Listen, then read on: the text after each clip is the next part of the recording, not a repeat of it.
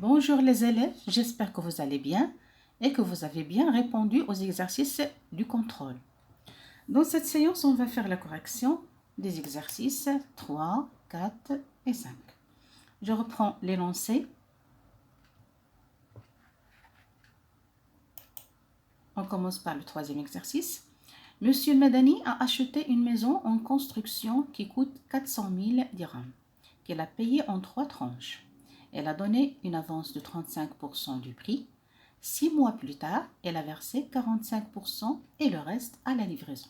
La première question, calcule à chaque fois le montant qu'elle a déboursé. La deuxième question, combien lui reste-t-il à payer? Je répète, Monsieur Madani a acheté une maison en construction qui coûte 400 000 dirhams, qu'elle a payée en 3 tranches.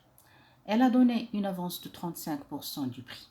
6 mois plus tard, elle a versé 45% et le reste à la livraison.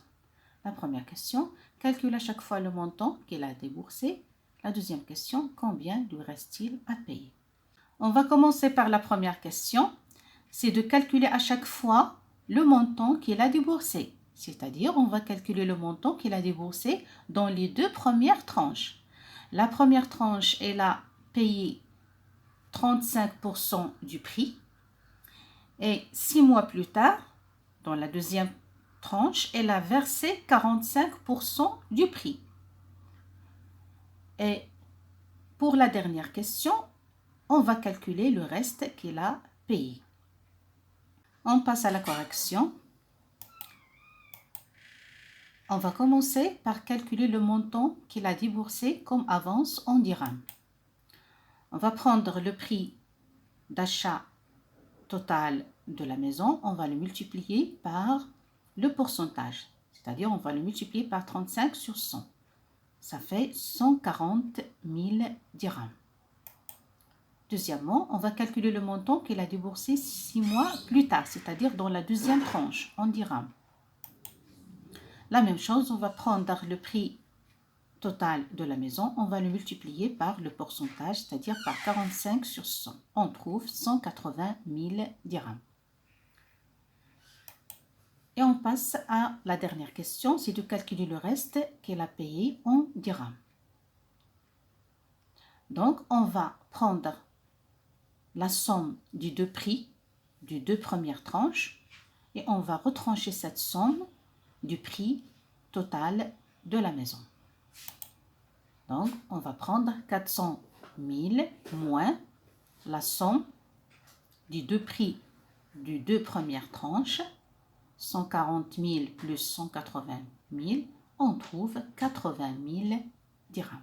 Et voilà, on arrive à corriger cet exercice. J'espère que vous avez trouvé les mêmes résultats. On passe au suivant. Voilà, je reprends l'énoncé. Un athlète a parcouru 1980 mètres en faisant 3 fois le tour d'un terrain circulaire. La première question, cherche la mesure du rayon de ce terrain. La deuxième question, calcule son aire. On prend la valeur du nombre pi égale au rapport 22 sur 7. Je répète, un athlète a parcouru 1980 mètres en faisant 3 fois le tour d'un terrain circulaire.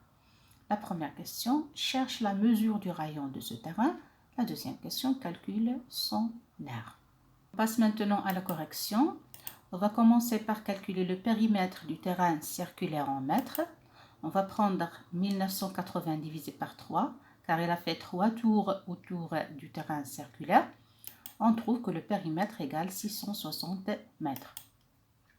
Puis on va calculer maintenant la mesure du rayon de ce terrain circulaire en mètres. On va utiliser l'expression du périmètre en fonction du rayon. C'est égal à 2 fois pi fois r. On déduit l'expression du rayon, c'est le périmètre divisé par 2pi. On applique maintenant. Le rayon est égal, la valeur du périmètre qu'on a trouvé, c'est 660 divisé par 2 multiplié par 22 sur 7. On prend dans cet exercice la valeur du nombre pi égale au rapport 22 sur 7.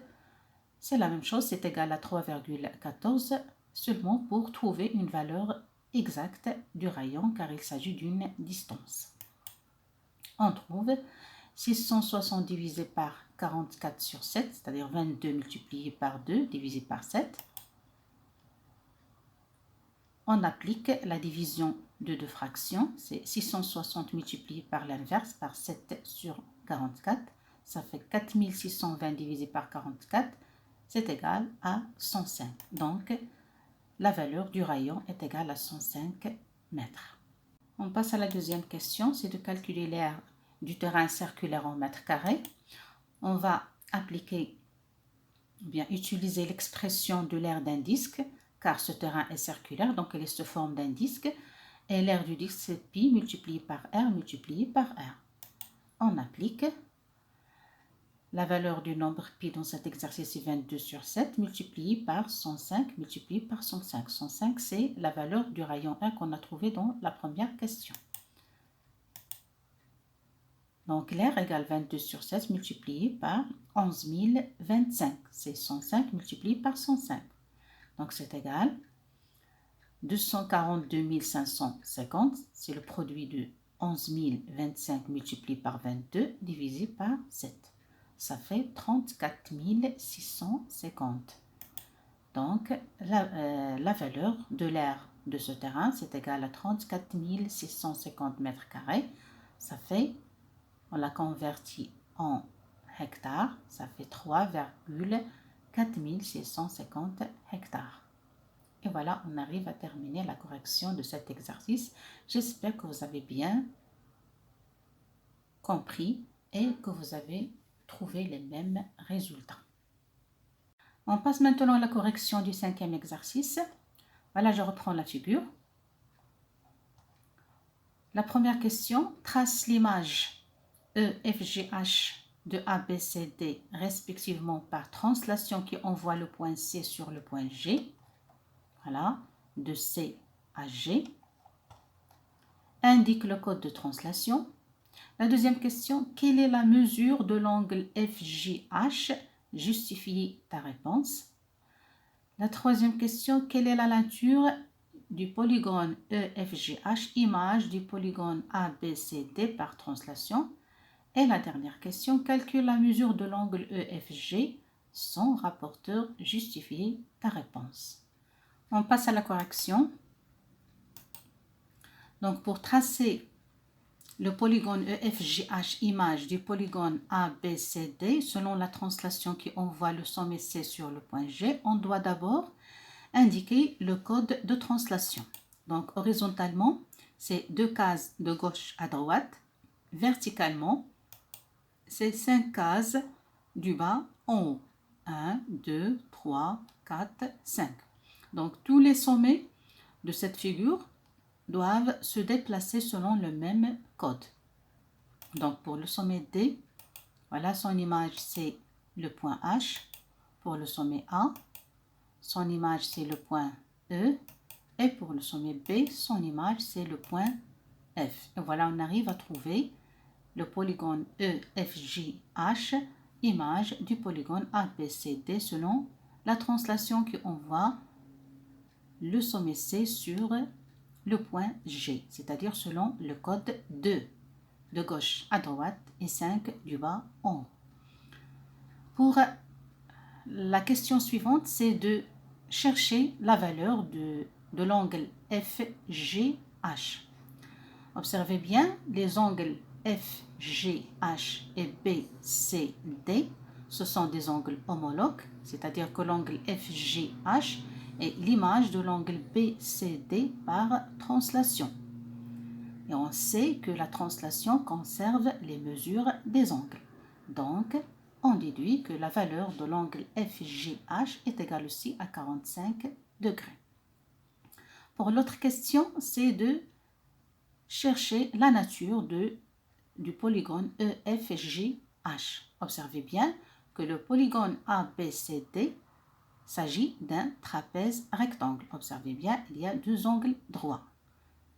Donc, aussi son image EFGH est un trapèze rectangle.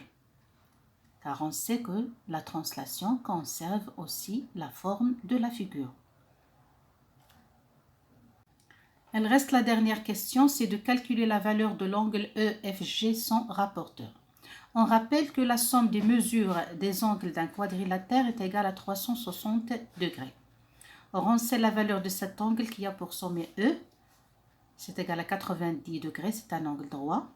Aussi, la valeur de l'angle qui a pour sommet H, c'est égal aussi à 90 degrés, c'est un angle droit. Et la valeur de l'angle qui a pour sommet G est égale à 45 degrés. Donc, pour calculer la valeur de l'angle EFG, il suffit de faire la somme des valeurs de ces trois angles et on va retrancher cette somme de 360 degrés. Et voilà, je reprends la correction. Le code de translation, c'est 2 de gauche à droite, 5 du bas en haut. L'angle FGH égale à 45 degrés, c'est l'image de l'angle BCD par translation. Les polygones EFGH et ABCD sont des trapèzes rectangles. Pour la dernière question, on va calculer la mesure de l'angle EFG. On sait que la somme des angles d'un quadrilatère égale à 360 degrés. Et on a la mesure de l'angle FEH est égale à celle de l'angle EHG égale à 90 degrés. Ce sont des angles droits. Il s'agit d'un trapèze rectangle. On applique en utilisant cette égalité. Donc la mesure de l'angle FEH égale 90 degrés, plus la mesure de l'angle EHG qui est égale à 90 degrés aussi, plus la mesure de l'angle HGF égale à 45 degrés, plus la mesure de l'angle GFE qu'on va chercher est égale à 360 degrés. On fait la somme de ces valeurs, 90 degrés plus 90 degrés plus 45 degrés, ça fait 225 degrés, plus la mesure de l'angle GFE est égale à 360 degrés. On déduit la valeur de l'angle GFE, c'est la différence entre ces deux valeurs. C'est 360 degrés moins 225 degrés, ça fait 135 degrés. Et voilà, on arrive à trouver la valeur de cet angle GFE est égale à 135 degrés. Et voilà, on arrive à terminer la correction de ces exercices. J'espère que vous avez trouvé les mêmes résultats et que vous avez bien compris ces leçons.